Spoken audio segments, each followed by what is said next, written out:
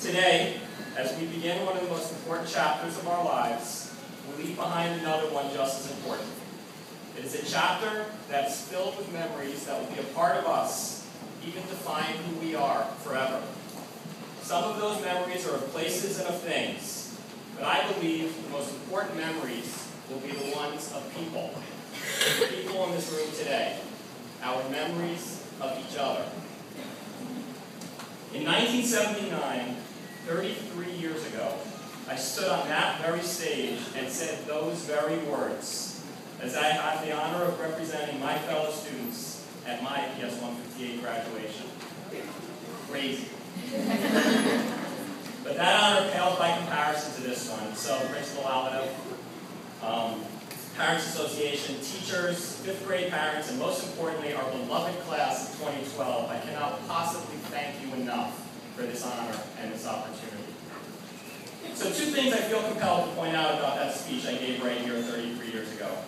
First, as I look back at what I said, it is very clear that I had absolutely no idea what I was talking about. It may have sounded good, a lot of big words, a lot of fancy compound sentences, but I was in no way qualified to make the assertions or predictions that I so boldly made. The second thing, though, that also becomes clear, and largely to my amazement, considering the first thing, is how surprisingly much of it has actually wound up being true. So did I just get lucky? Well, luck might have had something to do with it. But the first thing I want to emphasize this morning is that luck isn't just something that is entirely outside of your control. If you make the right choices in life, you don't just have to sit there passively and wait to see what the gods or the fickle hands of fate have in store for you. You can actually play an important role in determining whether luck finds you or not. Sometimes you can even make luck. And being graduates of PS 158 with all the benefits of the education and experiences you've had here, I can assure you from personal experience, you have all been given a tremendous head start on the road to becoming lifelong makers of your own luck. So then you might be saying to yourself, making luck, that sounds great, sign me up. But how do I do that? Well, first the bad news. There is nothing you can ever do to ensure happiness and success or prevent disappointment and failure 100% of the time. In fact, I can promise you, you will experience it all. Life is not perfect. You are not perfect. You're special, but you're not perfect. I know I'm certainly not. And anyone who tells any of us otherwise is either delusional or they're trying to sell us something. So the first important thing is to make sure we look at everything we do, no matter how it turns out, as an opportunity to learn. I know I've learned at least as much from failure as I have from success. In either case, it's vitally important always to ask ourselves what we could have done better, what we could have done differently. So that's the bad news, and even that has a silver lining, which is even through bad luck, we have the opportunity to learn about ourselves and about the world. But here's the good news, and one of those great little secrets in life. You can very definitely put yourself in a position to get way more good luck than bad. It is even possible to turn bad luck into good, and that part can be entirely up to you. And I'm living proof of that. My whole career, whatever professional success I've achieved, whatever fulfillment I get from my job, is because of the worst thing that ever happened to me. Really, really bad luck. In February of 1997, my little brother Matthew was shot in a random shooting. It turned the lives of everyone in our family upside down. It was devastating. At the time, I had the job and the career I thought I always wanted. I was 30 years old and a partner of one of the most famous advertising agencies in the world. But after my brother's tragedy, I realized I had something more important to do. To use my passion and success in advertising to prevent others from going through what my family had been through. And that's what I spent the last 15 years of my life doing. And it's given me the opportunity to do things, to go places, to meet and work with people that I never would have dreamt of.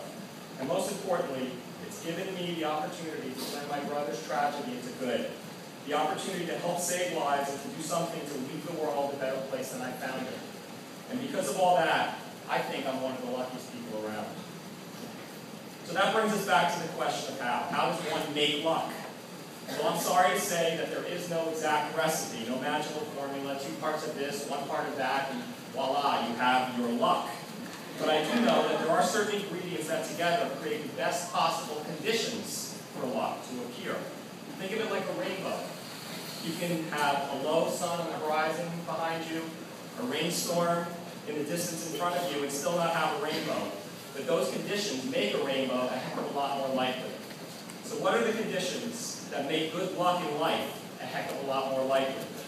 Well, based on my experience since PS 158, my successes, and very importantly, my failures, I want to give it a whirl to tell you what I believe some of those conditions to be. The conditions that will help you make your own luck in life. First, learn. Be curious. The world is an amazing place. Observe it. Be a sponge. Soak it in. Be thirsty.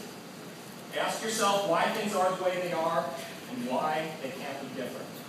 It will be soon enough before you have to make very significant decisions about what you want to do with your lives. But that is not tomorrow, or even next year, or the year after. That is the beauty of your lives right now.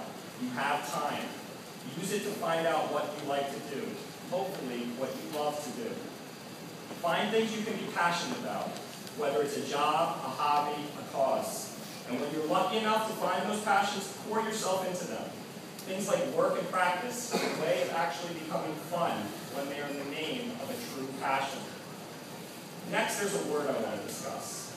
It's one you might not hear every day, but I believe it's one of the most important and underrated words in the English language. Empathy. As you go through life, as you soak in the world around you, try to do it with empathy for others. And what does empathy mean? Well, there is a technical dictionary definition for it, but I prefer to use an old expression that my mother and grandmother used to say that says it much more simply. Always try to put yourselves in other people's shoes. By always trying to see the world from the perspective of others, you will see and understand so much more. You will be more successful. You will also have the opportunity to do so much more good in this world. And that's been one of the most amazing things to watch about this class of 2012. You already have so much empathy. From the claims you made to help earthquake and tsunami victims in Japan, to your outspokenness against bullying, to starting SAC, an organization to help animals. It's downright inspiring to see how concerned you are about the good of others. You don't do those things without empathy, so how awesome is that? You already have it. And I sincerely hope you never lose it. That as you go through life, you always continue to consider the feelings of others. And then there's one last thing, and maybe the most important one. Right now, at this moment, you're probably thinking a lot about the rest of your lives after PS 158. And that's appropriate. After all, that's what commencement means. It means beginning. This is about the beginning of the rest of your lives. And as a result of all that, I know a lot of people are referring to you these days as young adults. But what I want to focus on right now is only the first half of that term. Young. You are young. And that is wonderful. Embrace it. In fact, I hope a part of you always stays young. Our apartment is right across the street from PS 158, and it overlooks the schoolyard, sometimes to the great dismay of our children. But one really great thing about it, a gift actually, is what it has added to the soundtrack of my life, the sound of your laughter. Somehow, as we get older, life tries to make us more serious. It's a natural pull, a gravitational force. And I think we all must fight that force with every fiber of our being, or we risk being crushed by it. And that means always holding on to the part of you that knows how to laugh. In a strange kind of way, I think hearing your laughter outside my window has provided a great reminder of that to me. So thank you for that. And I only hope that as the world gets more serious for you, as it will, and throws at you its complications, as it will, that you hold on to the part of you that looks at the world through the eyes of a 5th grader, a 10 or 11-year-old, the part of you that really knows how to laugh. Your hearts right now are as pure as they will ever be. Your mind is open to the wonders of this world that we live in. The more you can hold on to that purity of spirit, that openness of mind, your youthful enthusiasm and joy for life, I promise you, the happier you will be. And all that begins with holding on to this moment right now. Look around this room. Look at your friends.